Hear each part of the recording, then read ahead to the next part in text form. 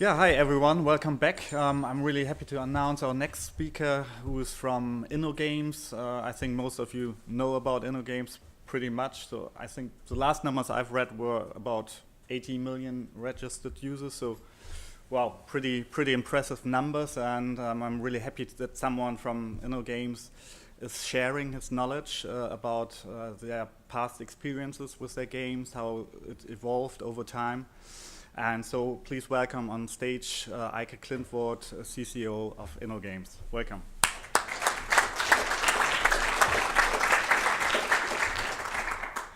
Hi, hello.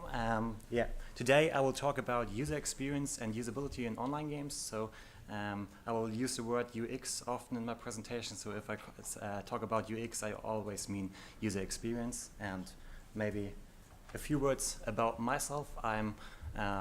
I'm the Chief Creative Officer of InnoGames and also one of the co-founders of InnoGames. And I have right now 10 years of experience. So I started 2003 to designing the game Trouble Wars. And I was involved in the game design of Trouble Wars, the West, Greepolis, West Wars, and Forge of Empires. So a lot of successful and titles in my career right now. And yeah, today I want to talk about usability because I think it's major thing for games. Some words about the history of usability.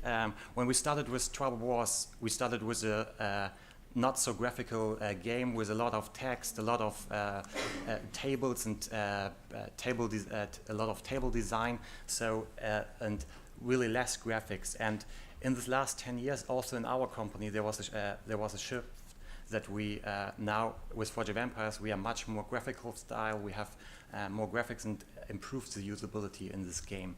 And this trend is in the complete area of online gaming, like in Zynga's Mafia Wars, one of the first games of Zynga. They also had table-based design and with a lot of text and not so much graphic, and they also improved their usability and the graphics with Farmville, and with Farmville 2 they put another lot of other interesting usability things to that.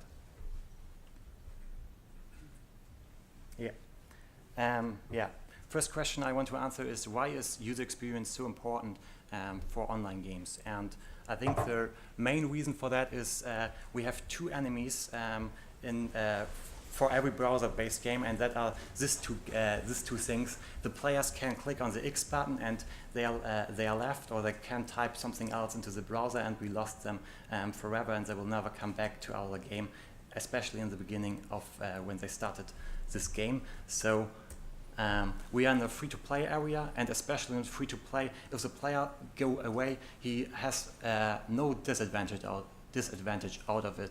So he hasn't paid for the game, so he can really easily go away and test another game. So it's really important, especially for the user experience, that the user experience is perfect in the first minutes and also in the first seconds of the game. And yeah, a good usability is good for the quality of the game. The feeling of the game is much better. I have one chart of one of our tutorials, and I think especially the second point, that in the beginning user experience is really important. I can show it to you with this slide. You can see that this is a tutorial, or an analysis of a tutorial with 11 steps, and you can see that especially in the first two steps, we lost in the first step 20% of our players and then 10% of our players. But the longer the player stays in the game or in the tutorial, the less the rates of the churn rates are. So it's really important to focus on the first minutes of the game and not on the somewhere else in the game. Yeah. And now I want to start with the first game experience, the tutorial, but I would say that's wrong. That's not the first game experience for every player.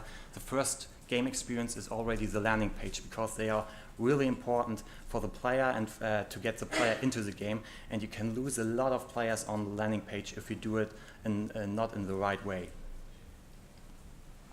And I think it's, from usability perspective, it's always important to ask the question: what does the players want? Not what their analysts in the company want, or the game designer want, or the chief financial officer wants. It's always about what does a player want. And I would say on the landing page, the player wants to play the game and get into the game as easy as possible.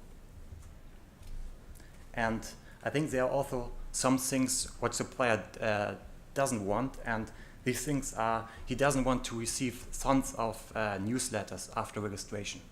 You can see it here. I think for this game you get 2 newsletters, and you have to check read 2 game roles to enter this game. So I think that's not the best way and not what the player wants. Yeah, and another thing a player doesn't want is to choose a super safe password, like with capitalized or letters or with numbers, because he cannot remember it afterwards. If he used his normal password, used maybe some numbers at the end, used the first as capitalized, so he will not remember this password afterwards, and that's not good because he cannot go enter the game after the registration again. Yeah, and some other things the player doesn't want, if something is not right in the registration process, he doesn't want to enter the data twice. So if the username is already taken by someone, he don't want to repeat his password. Or another thing I don't understand why so many games have it in the game is ask for birthday. Why asking for this personal data? It's just 3 more clicks to enter the birthday of the player, and I think it has no relevance at this time because the player wants to play and not to enter his birthday or celebrate birthday in the game. Yeah, and one other thing I see in some games is before you can play the game, you have to enter a captcha. In this case, it's easy to read it, but there are some other games with really hard to read captchas, and we don't make games to protect for bots, we make games for players, and for players it is really important that they can go easy to the landing through the landing page and into the game. Yeah, and now maybe some ways how we can do a landing page. I think what is important is focus, especially focus on the landing page, that there are not so many layers and not so much other informations. You just have to enter your username, your password, your email, nothing else. There are not tons of other informations on the homepage. So it's really important to have focus there, and the player can only do these things, and he's forced to do that. Yeah. And what is also important is some guidance there, that he gets some tips and tricks, like that this username is already taken by somebody else, or that the password is not is not long enough, or things like that, or the email cannot be right. So that's important for him, because it's frustrating to click on play now for free, and afterwards he has to retype something again. One game, or especially in role-playing games, I think it's a really good idea to do some things from the game before the registration, like here in Shakes and Fidget.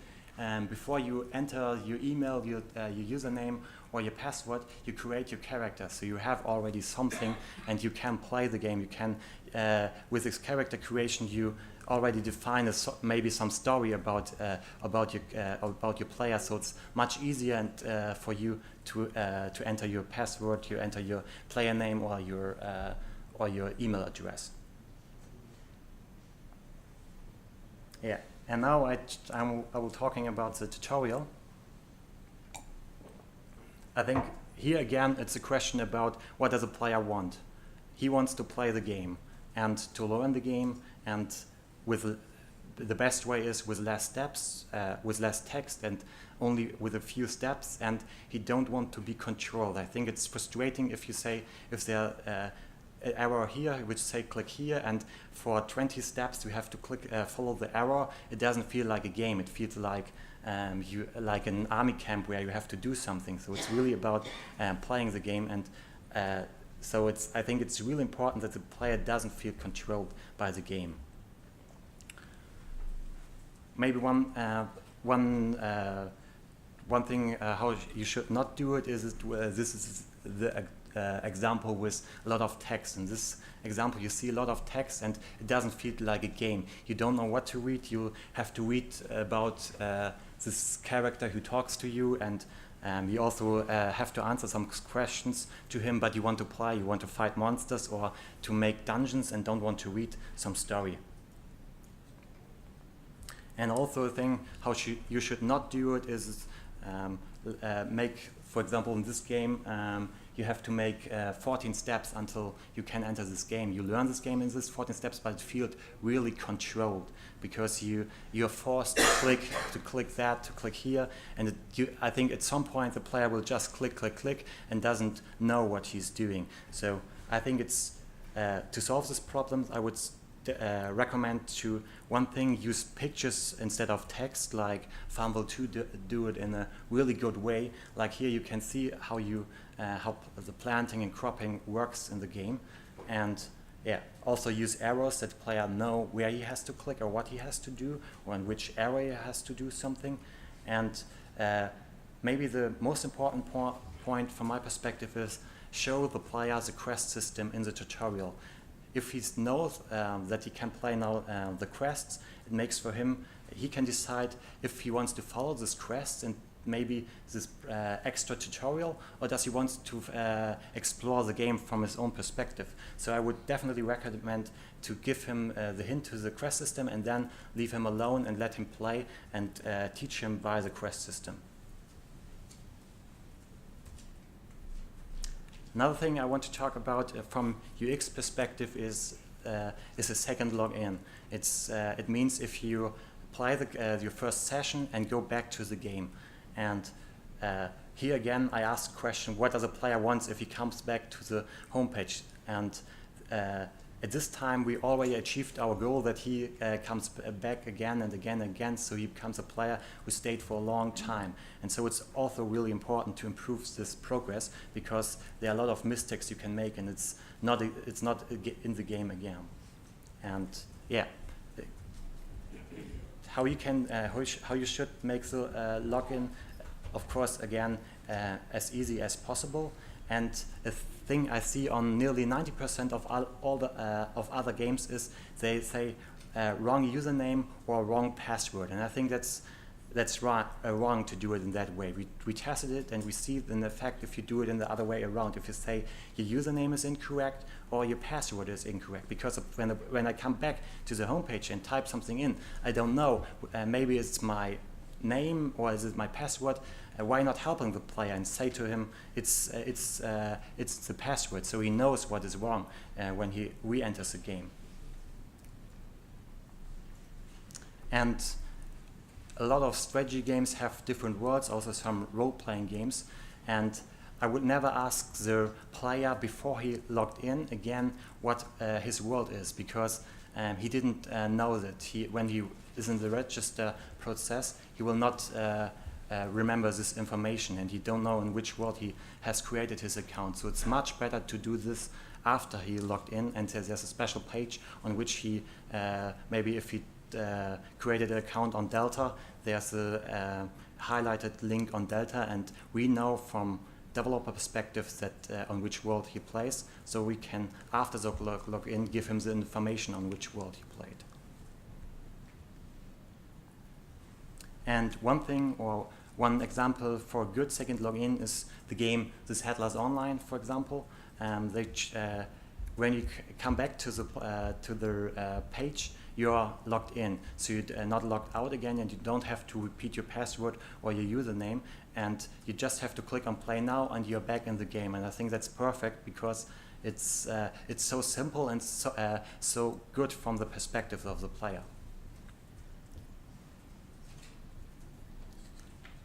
Good, yeah. Now in the last part of my presentation, I want to go in-game and ask the question again, what does a player want? He wants to play the game, to see the game, and to understand the game when he's after the tutorial, when he's in the game. And I can say from my own experience, it's much harder to achieve good UX in that in-game, because there are a lot of things. It's you cannot make good A/B tests. You cannot say, okay, let's test it without these features because other players have this feature and it's unfair. And it's much harder to have a good in-game UX, and but it's much harder to achieve.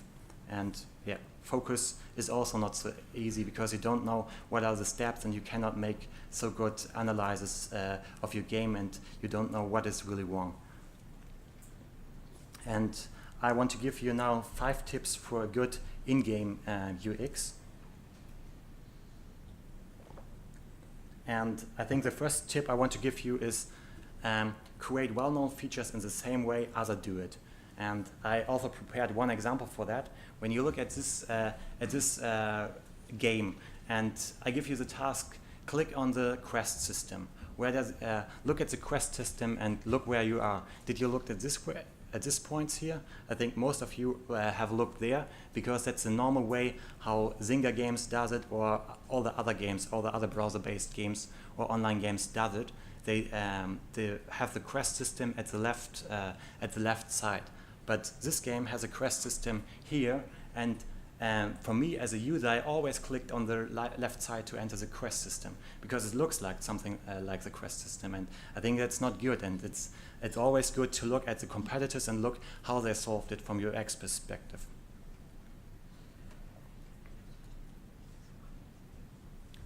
My next tip is maybe the hardest one, because it's not only the task of the UX designer, it's also the task of the game designer in the game. I think it's really important to reduce features in the game to make the UX easier. I have prepared one example here. One game, you have a lot of buttons and a lot of features in this game. You see all this button here, I counted them, and there are 51 buttons you can click on the first screen. So it's really, as a user or as a player, you are frustrated because you don't know where to click. And I think it's not only the fault of the UX designer, I think it's also the fault of the game designer, because he decided to make too much feature and he didn't think about UX when he designed all these features. And that's the really important point, that the game designer always think about UX from the beginning. Can he implement this feature into the game? Is there space in the game to give, or is there value for this feature? And is the disadvantage of confusing the player and making the UX more complicated really there, or should I take out this feature? And here's maybe for one example from a really successful company, and this game is Clash of Clans from Supercell, and just if you look at it from feature perspective, they don't have a quest system in this game, and they don't have a daily login bonus, a trading system, a message system, a gifting system, discount pop-ups, inventory, crafting, story, and player profile. And this game is total success, the #1 grossing game on iOS, so it's really successful. And I think the game designers from this game think about the features, and they have the advantage that they don't have to put all these features into the game, because it would destroy the complete UX of the game if I start with a pop-up and have all these 10 buttons in the game.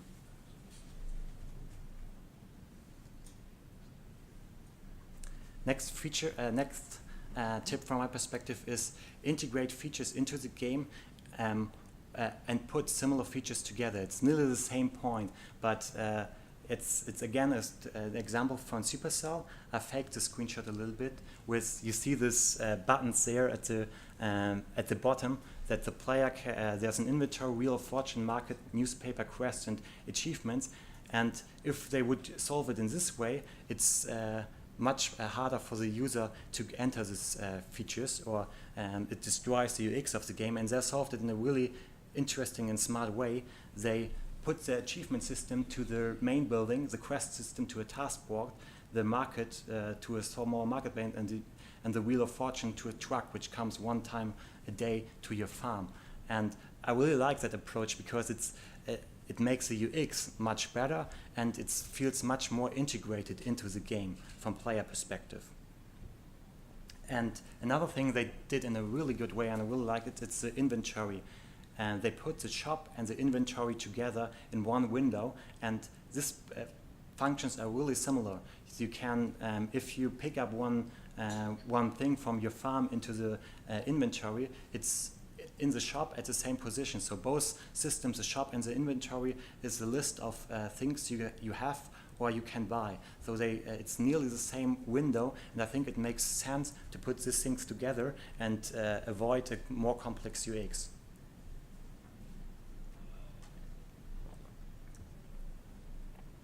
My tip number 4 is design features as easy as possible.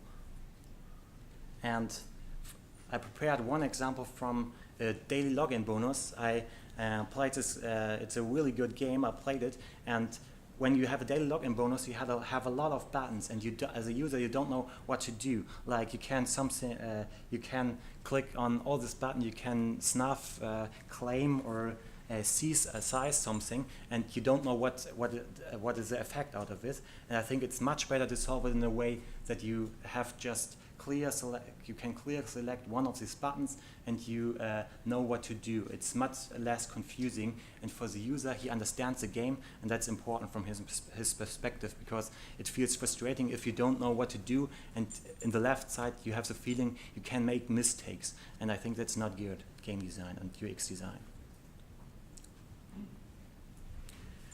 For tip number 4, I have prepared one example or one mistake I made with one game. I want to give you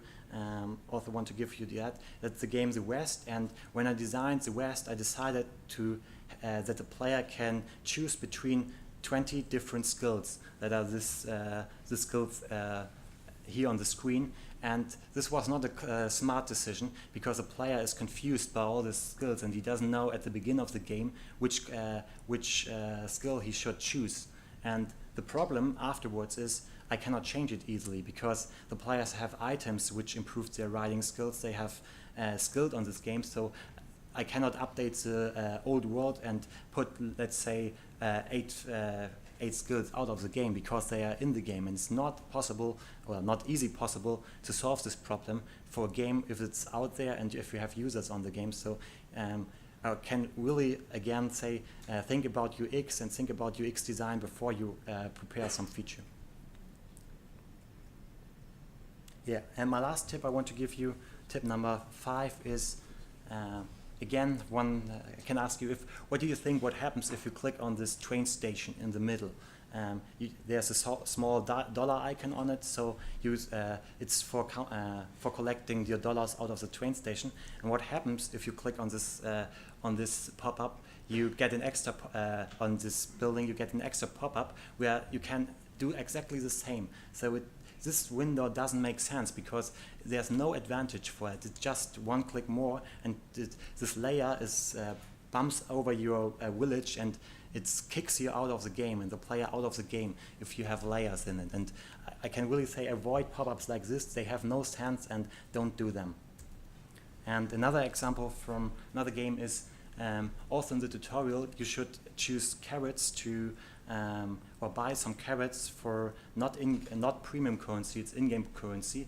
And when you click on this, you get an extra pop-up where you have to confirm this. But I think it's a game. It's not a bank account where you or things like that. It's a game. And if you buy something and make a click on a mistake click, it's not a problem. I think this pop-up again destroys your UX and destroys the user flow. And you have now to move your mouse down to click to accept that, and it doesn't make sense. It doesn't give you extra value.